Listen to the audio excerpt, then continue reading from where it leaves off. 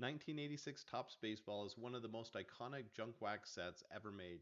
Millions of packs, countless childhood collections, and yet nearly 40 years later, some of these cards are selling for thousands of dollars. In this video, I'm counting down the top 25 highest selling cards from the 1986 Topps set based on recent eBay sales, starting at number 24 and working all the way down to the most valuable card in the set. Before we jump into the countdown, it helps to remember where baseball and the world was in 1986. The Royals had just won the 1985 World Series.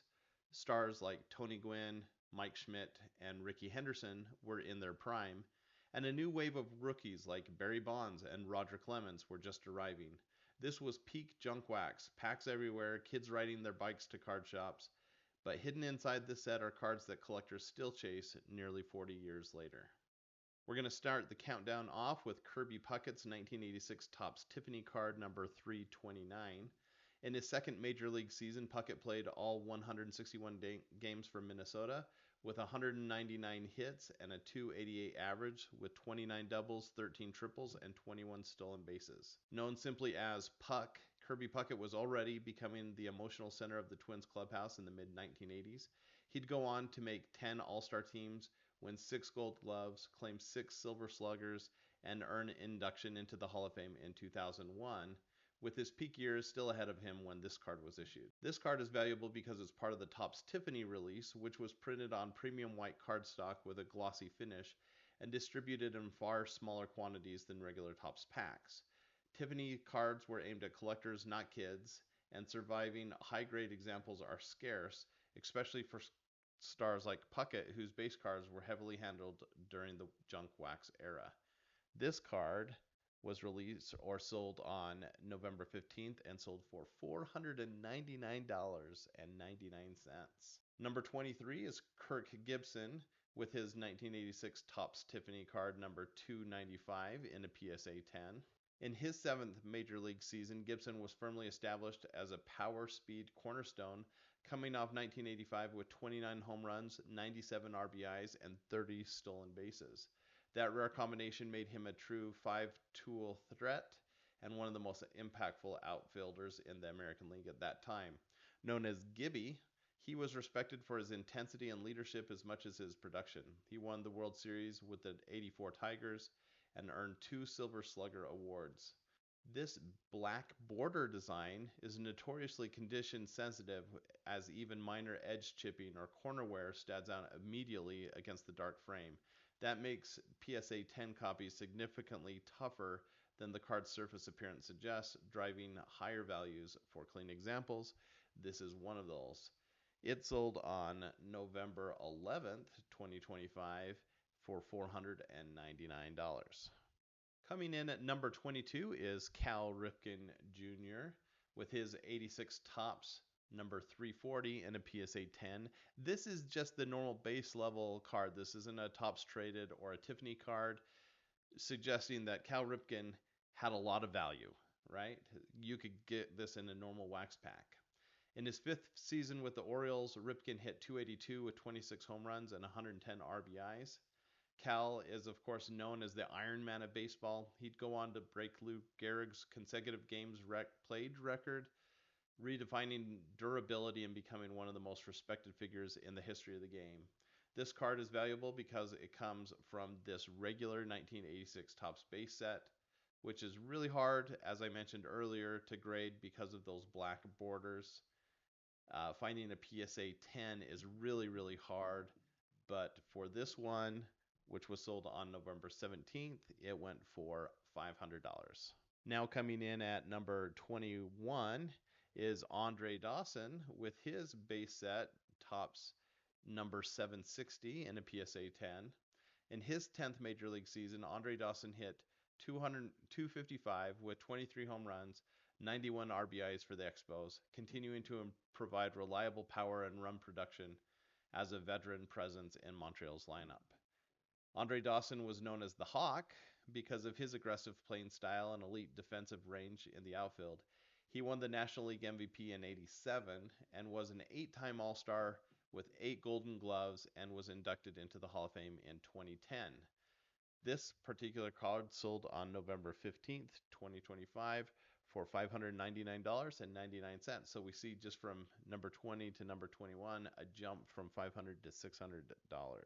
Number 20 is Don Sutton with his base card from 1986 Topps, number 333, and a PSA 10.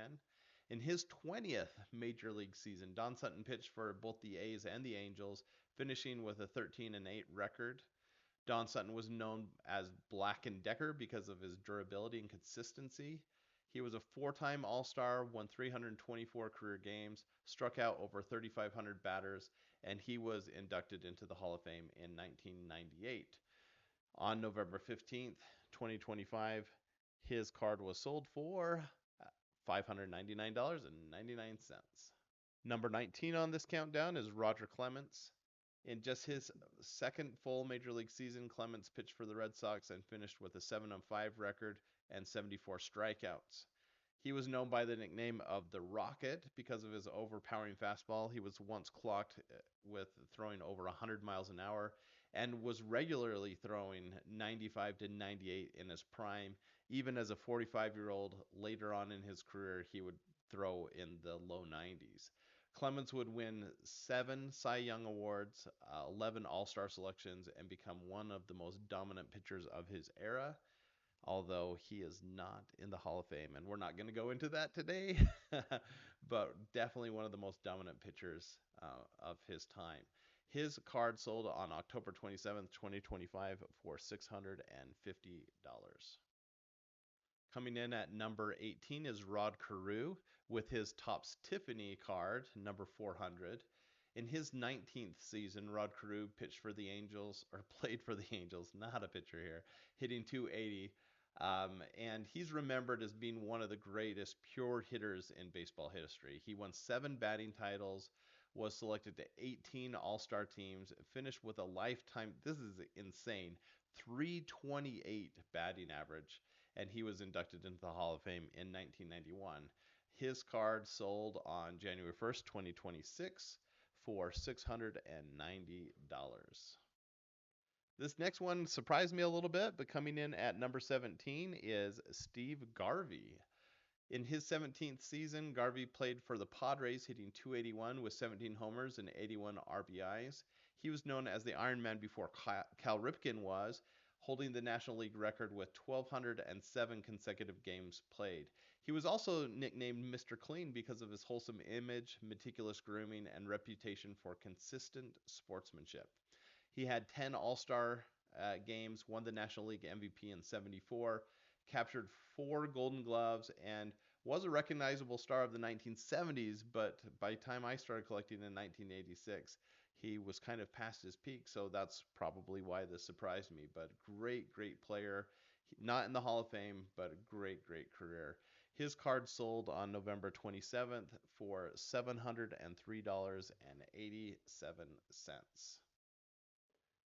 Now, this next player actually has several cards that made this countdown. You'll notice that I'm only doing one of each card. Obviously, if I went to the number 1 card, that fills the top 20 slots because people would buy different versions of that same card. But this next player had 3 different cards that made the top 24, which is impressive. And it's because he was one of the most popular players of this time. But he wasn't just a player, he was also a manager. So coming in at number 16 is Pete Rose with his Topps Tiffany card of his manager card. This was his 24th season playing, but he was both a player and a manager for Cincinnati Reds at this point. He was already the hits leader in major leagues with over 4,000 career hits. He'd won 3 batting titles. He had a National League MVP award and 3 World Series championships. So statistically, one of the greatest players of all time. Rose was named Charlie Hustle for his relentless all-out style of play. One of the very few players in modern history to serve simultaneously as an active player and a manager, the role that he held from 84 to 86. So this was as he was winding down that active playing career.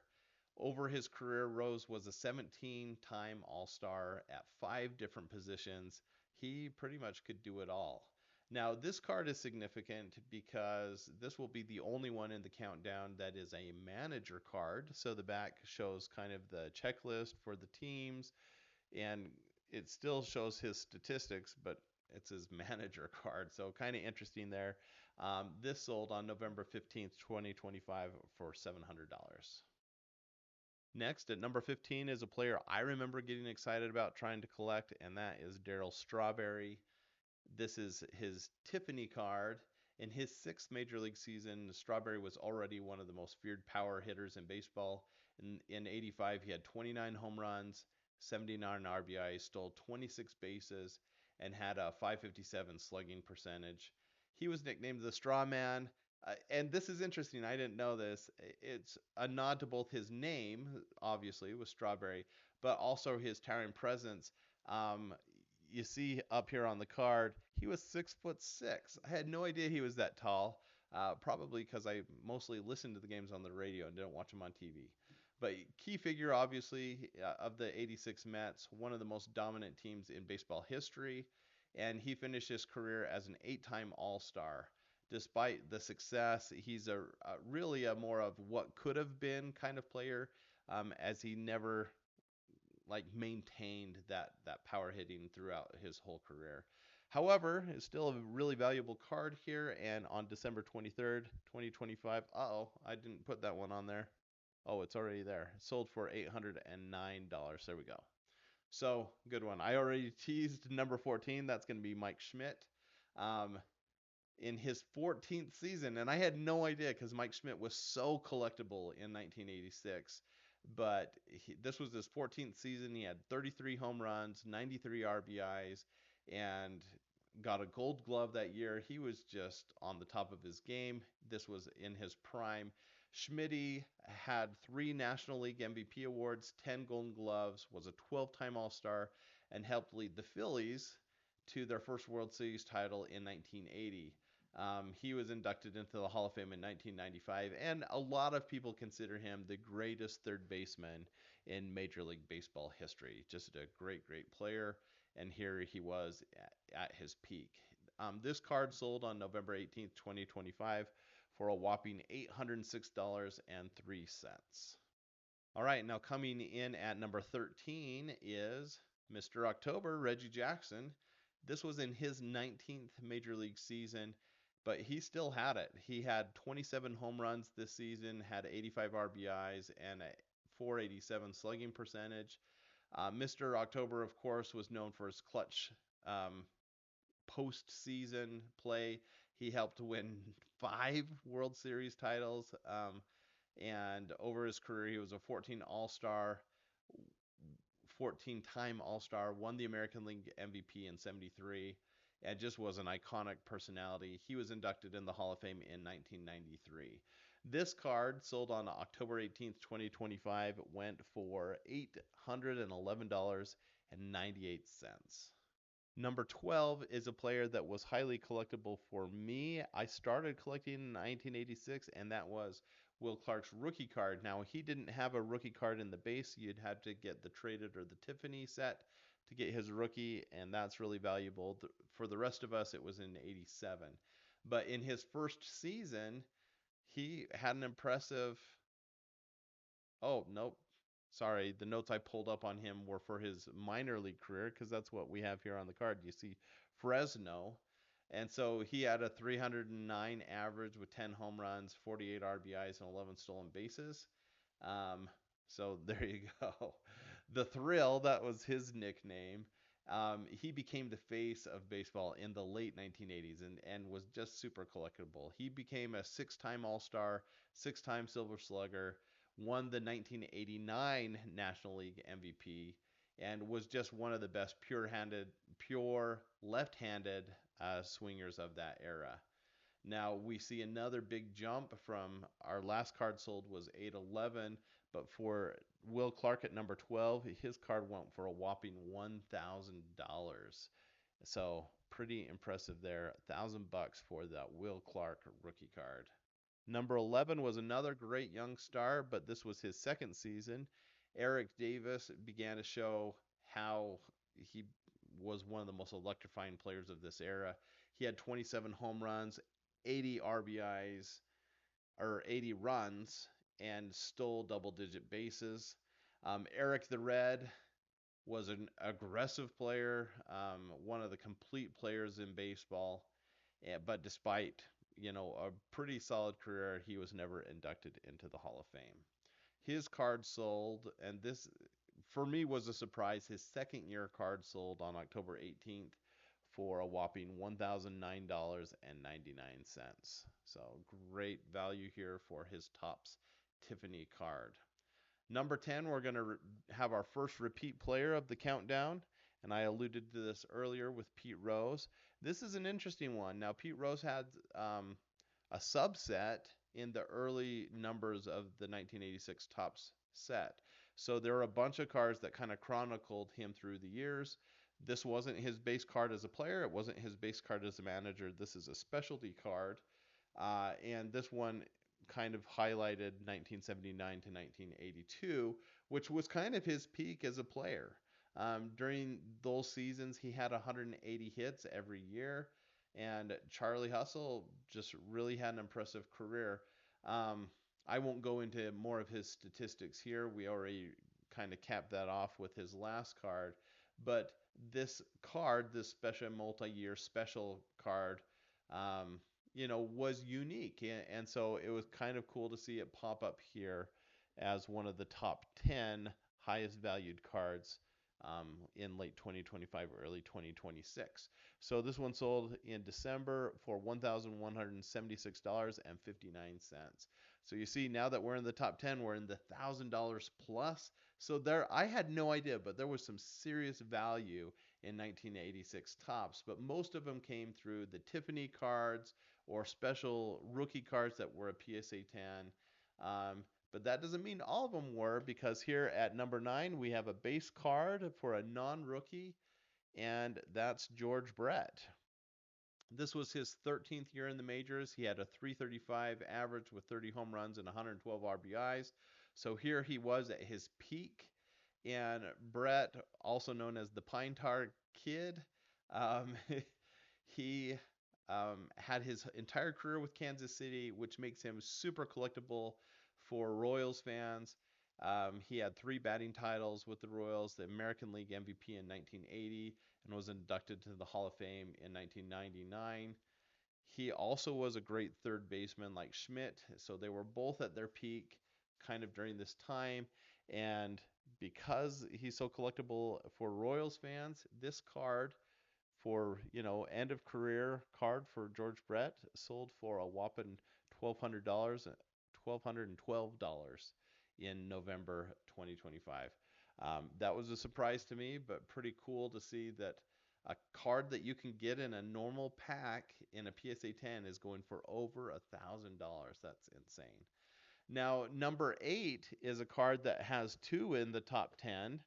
And this first one will be a little bit different from what we're seeing. This is Rickey Henderson's All-Star Game card. Now, these cards were different because they didn't come in the wax packs. They didn't come in traded or in Tiffany. You would get these through your rack packs or your cello packs. Typically, they were the front card in the pack.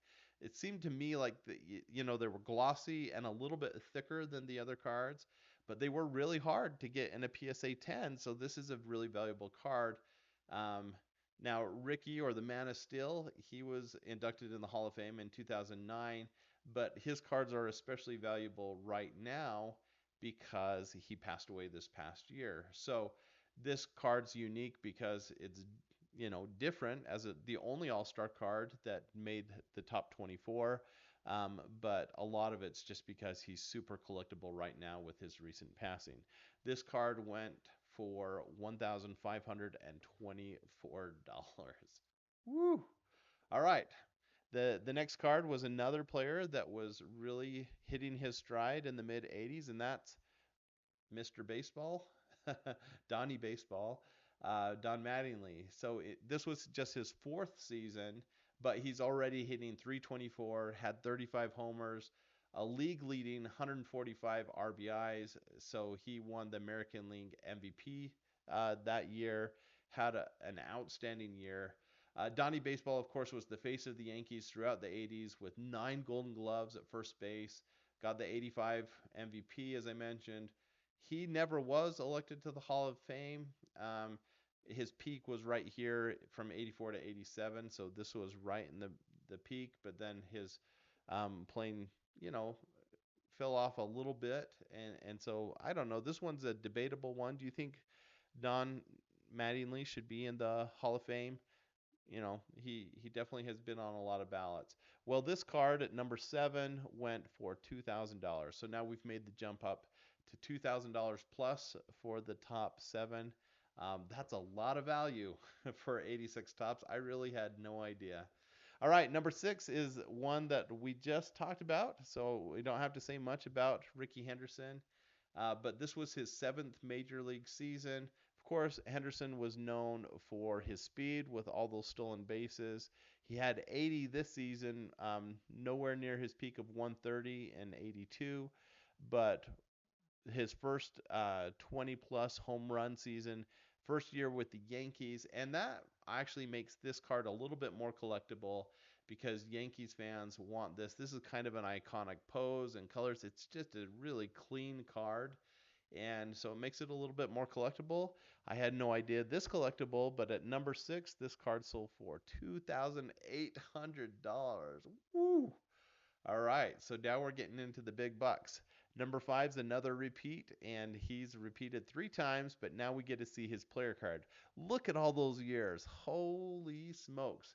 This was his 23rd season or 24th season playing, and he was just consistent. 4,200 career hits, has a bunch of records that stand today, and he was probably the most prominent figure in all of 1986 baseball because, he'd had this long time career where he was just consistent, and then he was a player and a manager, had all these records, but then of course there was all the controversy with betting on baseball and things. That doesn't take away from what he did as a player, but it has impacted him as he's not eligible for the Hall of Fame. And so, definitely a controversial figure, but you cannot deny how awesome he was at baseball. And this card reflects that. Sold on December 30th, 2025. It sold for a whopping $2,500. And I just saw this. The Rickey Henderson, the number 6 was $2,800. I should have flipped the position on those. Sorry, I made a few mistakes here on this. I'll get better. Don't worry, guys. I'll get better. All right, let's go on to number 4. Number 4 is Mr. Padre, Tony Gwynn. Here he was in his 4th season with an average of 317, 29 doubles, 6 homers, and 46 RBIs. So not a huge power player yet. He built up to that, but he did only strike out just 33 times this season. That's amazing. Just an impressive player. Spent his entire career in San Diego. That's why he's known as Mr. Padre. He'd go on to win 8 batting titles, make 15 All-Star teams, have over 3,100 hits, and was inducted into the Hall of Fame in 2007 as just one of the greatest pure hitters that the game's ever seen. And his price tag reflects that. So in his 4th season, so not a rookie card, and not even at the peak of his career, but hard to get a PSA 10, and this is a Tiffany card. It went for $3,050 in October 2025. Really impressive there. Now, number 3 is the card when you're opening wax packs, this is the card I wanted, and just as a raw, ungraded card, this might be the most valuable one in 1986 tops, just the base set, so you can get this in a wax card, and that's Nolan Ryan. This was his 20th major league season. He went 10-12 with a 3.8 ERA. So not too impressive there, but he did have 209 strikeouts. And the Ryan Express, he's just super collectible. He was already a legend by 1986. He'd already thrown 5 of his 7 no-hitters. He'd finish his career with 5,714 strikeouts and 27 seasons pitched. He just was impressive. In my opinion, the best pitcher of all time. He made the Hall of Fame in 1999 on the first ballot. And this card went on December 26th for $3,500. So really impressive there at number 2. Now, or number 3 rather. Number 2 is the one I would most like to have. And this is a unique card because this is our first card that is an autograph card, and that is the Bo Jackson. Now, you had to get this in the Topps Traded. Bo Jackson did not appear in the base 1986 set, so if you're opening wax packs, you're not going to pull it. But a really, really cool card. I just love how clean this one is. This is a great rookie card for Bo Jackson. Of course, what made him so rare was his power and his speed, which made him successful in Major League Baseball, but also in football. Just one of the rare two-sport athletes. And, he was known for his Bo Knows campaign and other things. I think as a kid, he was definitely one of the 3 most collectible players. I loved anytime I could pull a Bo Jackson card, but I never pulled this one because it wasn't in packs. This is the first autograph card on the countdown, and you'll see here on the sold, it went for a whopping $4,300 with that autograph card. So it's interesting when you look through here at the top of the list, this card and the number 1 card have tons of cards in the thousands of dollars that are at the top of the charts. So if you wanted to get an autograph card here, there were a lot that sold for less than $4,300, but in the thousands, right? And number 1 had a bunch at a huge jump. This one blew my mind. I expected, as it was his rookie card, so we've got Bo Jackson as a rookie in 85, but we also had Barry Bonds. And of course, as one of the greatest hitters of all time, you would expect his rookie card to be worth a lot. But this one really surprised me. I'd love for you to take a guess right now what this went for. This is going to be a Topps Tiffany card. So Tiffany's always a little more rare. With the black border and the chipping, it's hard to find a PSA 10. And this isn't an autograph card. I didn't see any autograph cards. It's just a PSA 10 Topps Tiffany for his rookie.